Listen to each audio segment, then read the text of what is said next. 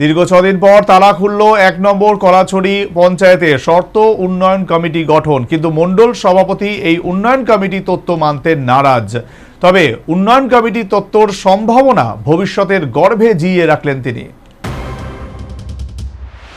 প্রধান উপপ্রধান নির্বাচনের মতো দ্বৈততার রেশ একাংশ পঞ্চায়েতে। একাংশ গ্রাম পঞ্চায়েতে এখনো বাকি পঞ্চায়েত সদস্যদের শপথ গ্রহণ।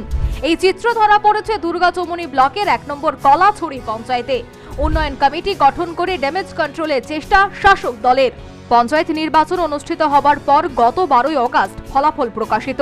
এরপর সরকারি নিয়ম মাফিক নবনির্বাচিত পঞ্চায়েত সদস্যদের শপথ গ্রহণ অনুষ্ঠান অনুষ্ঠিত। শপথ গ্রহণ অনুষ্ঠানের পর প্রধান উপপ্রধান নির্বাচনের পালা, আর তাতেই রাজ্যের একাংশ পঞ্চায়েতে ধুমধুমার কাণ্ড। এর থেকে বাদ যায়নি কমলপুর মহকুমা দুর্গাচমনি ব্লকের অধীন 1 নম্বর কলাছড়ি পঞ্চায়েতও। দুর্গাচমনি ব্লকের অধীন 1 নম্বর কলাছড়ি এই পঞ্চায়েতে মোট ওয়ার্ড 5টি। পঞ্চায়েতের সদস্যা সংখ্যা 9 জন। বিজেপির প্রার্থীরা বিনা প্রতিদ্বন্দ্বিতায় জয়ী হয়, কিন্তু এরপরেই প্রধান উপপ্রধান পদ নির্বাচন নিয়ে দলের মধ্যে দুই গোষ্ঠীর জন্ম নেয়। শুরু হয় ক্ষোভ বিক্ষোভ। গত 29 আগস্ট কলাছড়ি পঞ্চায়েতের অফিসে নির্বাচিত 9 পঞ্চায়েত সদস্যার শপথ গ্রহণ অনুষ্ঠান হওয়ার কথা ছিল, কিন্তু বিজেপির বিক্ষুব্ধ গোষ্ঠী প্রধান উপপ্রধান পরিবর্তন নিয়ে 1 নম্বর কলাছড়ি পঞ্চায়েতে তালা ঝুলিয়ে কমলপুর আমবাসা সড়কের কলাছড়ি পঞ্চায়েত অফিসের সামনে রাস্তা অবরোধ করে বসে। অবরোধ চলে সকাল 10টা থেকে সন্ধ্যা 5টা পর্যন্ত। এদিকে অবরোধ চলাকালীন প্রধান উপপ্রধান সহ 5 সদস্যা দুর্গাচমনি ব্লকে গিয়ে শপথ নিয়ে নেন। তাতেই বিক্ষুব্ধ গোষ্ঠীর ক্ষোভ আরও বেড়ে যায়। রাস্তা অবরোধকারীদের বক্তব্য, প্রধান উপপ্রধান পদ পরিবর্তন না হলে পঞ্চায়েতে তালা খোলা হবে না। শেষ পর্যন্ত মঙ্গলবার দীর্ঘ 6 দিন বন্ধ থাকার পর পঞ্চায়েতে তালা খুলল।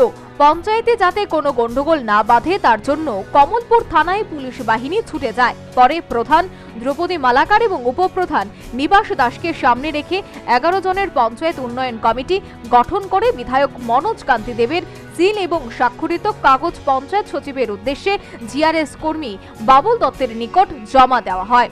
এ বিষয়ে বিক্ষুব্ধ গোষ্ঠীর বাপ্পা শুক্লবৈদ্য জানায়, 1 নম্বর কলাছড়ি পঞ্চায়েতের প্রধান উপপ্রধান নিয়ে সমস্যা ছিল, যার ফলে গত 29 আগস্ট থেকে পঞ্চায়েতে তালা ছিল। বিজেপি থেকে 11 জনের এক উন্নয়ন কমিটি গঠন করা হয়েছে। এখন থেকে উন্নয়ন কমিটি পঞ্চায়েত পরিচালনা করবে। প্রধান উপপ্রধান নিয়ে যে বিভিন্ন সমস্যা ছিল, এই সমস্যার সমাধান আজকে সমাধান হয়েছে। আমাদের পার্টি থেকে একটা উন্নয়ন কমিটি বানানো দিয়েছে। এই উন্নয়ন কমিটি আগামী দিন কলাছড়ি গ্রাম পঞ্চায়েত পরিচালনা করবেন।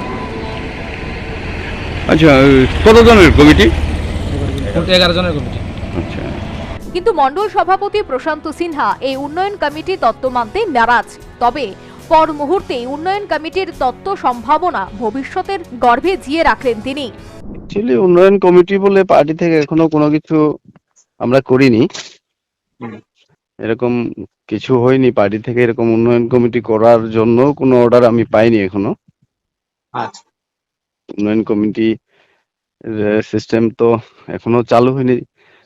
কিছু একটা করার ভাবনা আছে উন্নয়ন কমিটির, সেটা ডিস্ট্রিক্ট সভাপতির সঙ্গে কথা বলে ফিউচারে করা হবে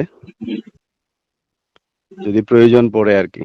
রাজনৈতিক বিশ্লেষকদের অভিমত, 2019 সালে প্রায় 96% গ্রাম পঞ্চায়েতে শাসন ক্ষমতা ছিল বিজেপির। তখন কোনো উন্নয়ন কমিটি গঠনের প্রয়োজন হয়নি, কিন্তু 2024-এর পঞ্চায়েত নির্বাচনের পর একাংশ পঞ্চায়েত এলাকায় সেই ধারণার আমূল পরিবর্তন লক্ষ্য করা গেছে।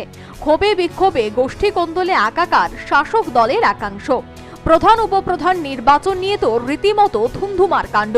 এই অবস্থা থেকে পরিত্রাণের জন্য দুর্গাচমনি ব্লকের 1 নম্বর কলাছড়ি পঞ্চায়েতে গঠন করা হয়েছে এই উন্নয়ন কমিটি, যার ঘোষণা শাসক দল সরাসরি না দিলেও এদিন কমলপুর বিজেপি মণ্ডল সভাপতির বক্তব্য কিন্তু সেদিকে ইঙ্গিত করেছে।